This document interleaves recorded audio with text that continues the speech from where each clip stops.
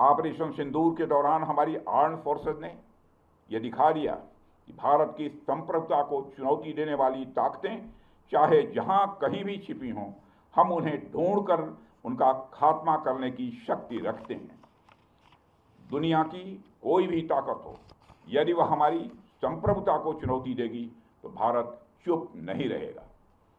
श्री रामचरितमानस में एक चौपाई में भगवान श्री राम ने भी कहा है, देव दनुज भूपति भट नाना, संबल अधिक हो बलवाना, जो रण हमहि पचारे कोई, लरहि सुखेन कालु किन होई। मतलब वो चाहे कोई भी हो, यदि रण में हमें ललकारे तो हम उससे सुखपूर्वक लड़ेंगे, चाहे वह काल ही क्यों न हो। इसी प्रकार आज का भारत कहता है, चाहे आतंकवाद हो या किसी भी तरह की समस्या, हम सबसे निपटने और जीतने की पूरी क्षमता रखते हैं। साथियों, ऑपरेशन सिंदूर के दौरान पाकिस्तान ने लेह से लेकर सर क्रीक के इस इलाके तक भारत के डिफेंस सिस्टम को भेजने की नाकाम कोशिश की।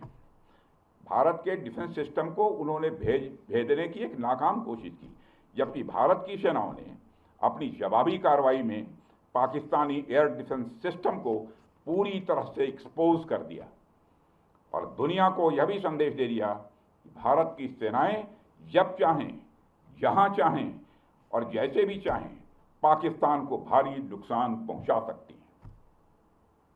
अपने सामर्थ्य के बावजूद हमने संयम का परिचय दिया, क्योंकि हमारी सैन्य कार्रवाई आतंकवाद के विरोध में थी। इसको एस्केलेट करके जंग छेड़ना ऑपरेशन सिंदूर का उद्देश्य कभी नहीं था। मुझे इस बात की खुशी है कि भारतीय सेनाओं ने ऑपरेशन सिंदूर के सभी मिलिट्री ऑब्जेक्टिव यानी सभी लक्ष्यों को सफलतापूर्वक प्राप्त करने में कामयाबी हासिल की है। मगर आतंकवाद के खिलाफ हमारी लड़ाई जारी है। साथियों, आज़ादी के 78 साल बीत जाने के बावजूद सर क्रीक इलाके में सीमा को लेकर एक विवाद खड़ा किया जाता है।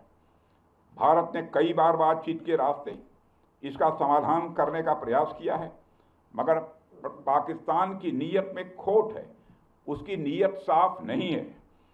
जिस तरह से हाल में पाकिस्तान की फौज ने सर क्रीक के सटे इलाकों में अपना मिलिट्री इंफ्रास्ट्रक्चर बढ़ाया है, वह उसकी नीयत बताता है।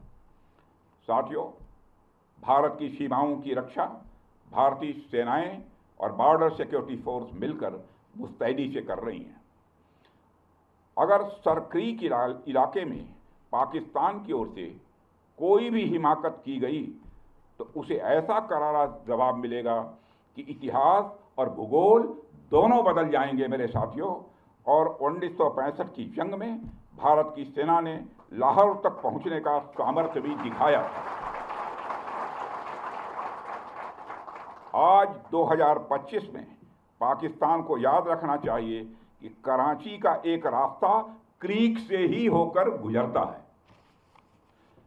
साथियों, आज जब हम यहाँ सत्य पूजा कर रहे हैं तो हमें माँ दुर्गा के उस स्वरूप को भी स्मरण करना चाहिए जब सभी देवताओं की शक्तियों का सम्मिलन हुआ और वह दिव्य शक्ति के रूप में प्रकट हुई। माँ दुर्गा इस बात की प्रतीक है कि जब विभिन्न शक्तियाँ एकजुट होती हैं तभी असुरों का संहार संभव हो पाता है। इसमें हमारी नेशनल सिक्योरिटी इंफ्रास्ट्रक्चर के लिए भी एक मैसेज है। थल सेना, वायुसेना और नौसेना, ये तीनों ही सेवाएं और बीएसएफ हमारी यह शक्ति के स्तंभ हैं। जब ये सभी मिलकर कार्य करती हैं तभी हम हर चुनौती का प्रभावी ढंग से सामना कर सकते हैं।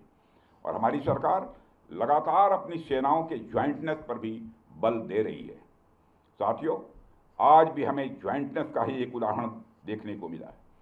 एक्सरसाइज वरुणास्त्र द्वारा हमारी सर्विसेज की संयुक्त क्षमता का प्रदर्शन देखकर मुझे पूरा भरोसा हो गया कि हम हर चुनौती का सामना करने के लिए तैयार हैं और दुश्मन के हर इरादे को नेस्त नाबूद करने के लिए पूर्ण रूप से तैयार हैं।